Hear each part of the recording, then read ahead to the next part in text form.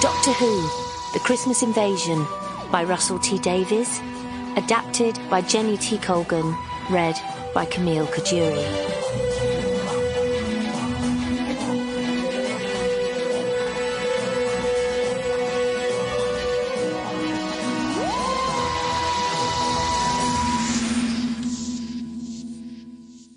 The Changing Face of Doctor Who. The cover illustration of this audiobook portrays the 10th Doctor Who, whose physical appearance was later transformed after an overdose of radiation, although he didn't want to go.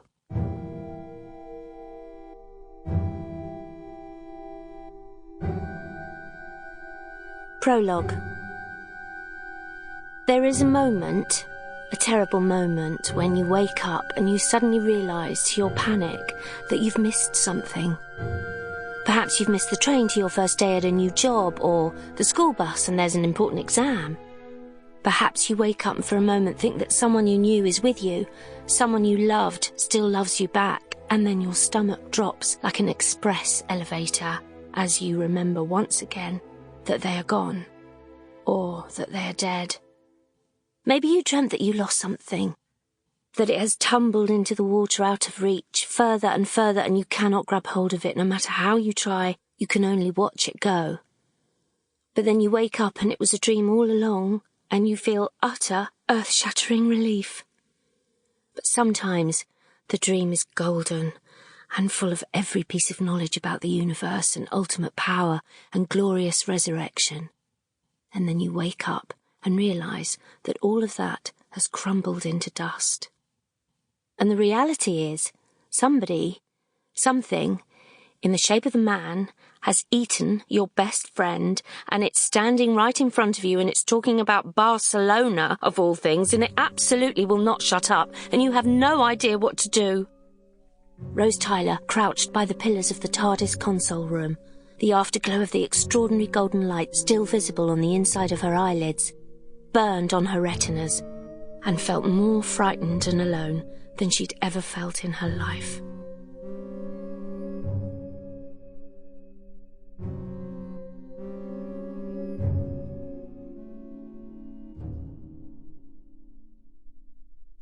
Chapter 1.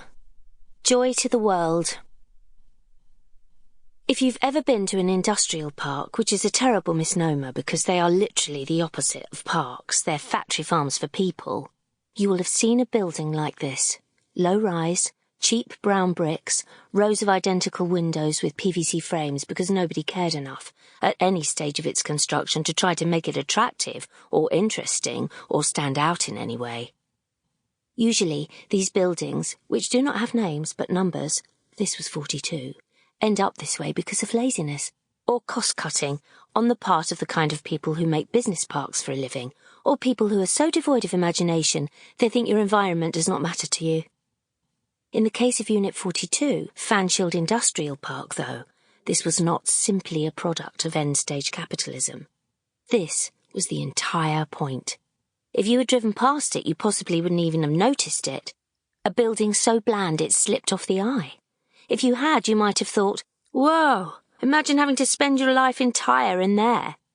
In the highly unlikely event that you'd look closer, you might have wondered why there was all that barbed wire, or why the security guards and janitors' reception staff all looked like square-headed ex-Marines, which they were. Inside Industrial Unit 42, though, the atmosphere was actually incredibly exciting, because this low building off the ring road of Reading was in fact the centre of Britain's rocket-building programme, which recently, since Harriet Jones had been elected Prime Minister, had received a boost to its funding and undertaken a mission that had drawn envious stares from scientists and astronomers around the world. Unit 42 was building Guinevere.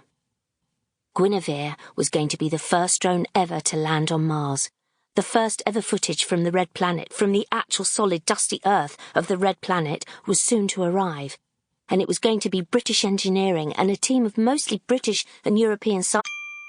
Sample complete. Ready to continue?